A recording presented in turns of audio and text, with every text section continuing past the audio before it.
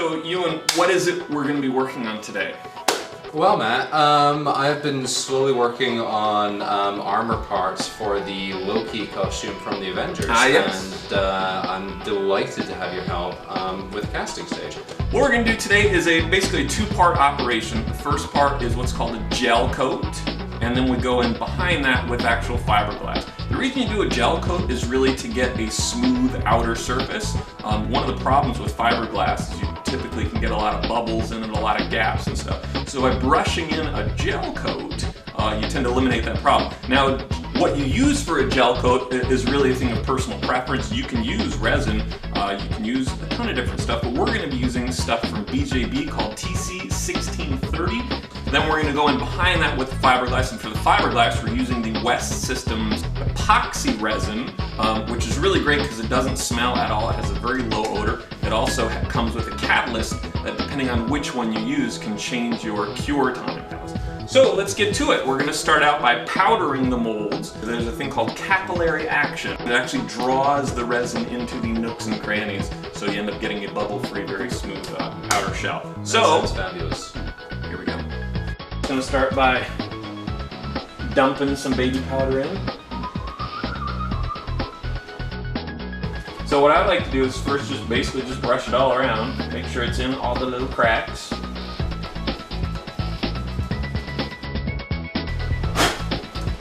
So the goal is just to have a very thin coat on every surface.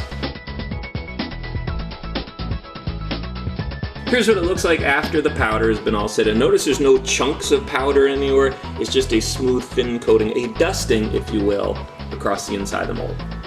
One thing we're going to do on these molds, because these are matrix molds, there's an outer rigid part and a flexible inner part, they kind of tend to drift apart at the lips, so Ewan's going to pin them in place using just regular clothespins. Expertly done, Ewan. Very nice. We're going to move ahead with our gel coat now. One of the things about 1630 is it has to be mixed really well before you use it, and I don't like mixing. So what I do is I use my cordless drill and one of these handy-dandy paint mixing things to mix. Now there's a couple pieces of free advice. The first is have two mixers handy. You don't want to put one in here and then put the same one in there, because it'll kick the whole thing off eventually. So I have two of them. And the other piece of advice is hold the can with your feet while you're mixing. Allow me to demonstrate.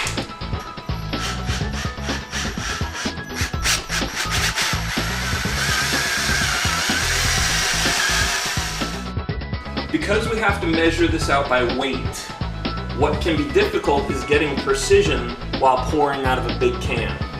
What I always like to do is pour parts into cups, like I will fill these cups up, and then when we measure it out, I pour from the cups, which are much easier to control to get the right amount.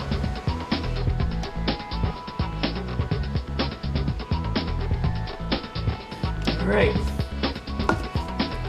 What we'll do now is mix up our first batch of 1630. I put the cup on there first, that way when you turn the scale on, it already accounts for the weight of the cup, so it's zeroed out right now.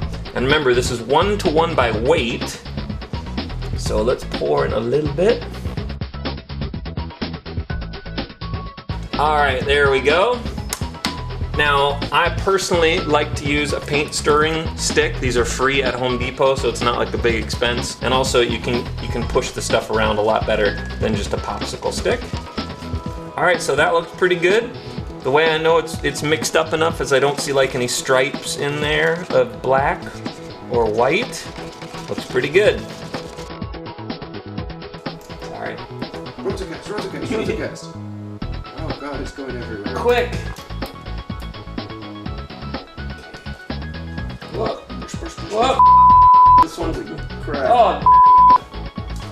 We're gonna have to find another one to do as our introduction. Alright, so clearly I poured in too much. Yes. Here, pour a bunch, dump some in there. Okay. This is a good lesson here. So clearly I misestimated how much 1630 was needed for each mold.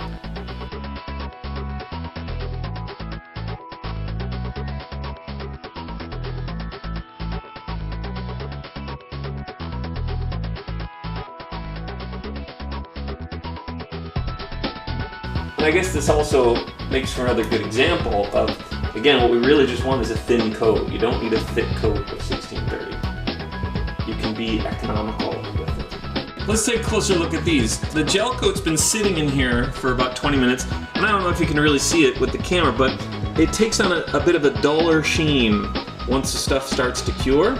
I don't know if it's actually rigid yet. Oh yeah, it's pretty good. It's getting there. It still needs a little bit of a time, but we're getting there with these guys.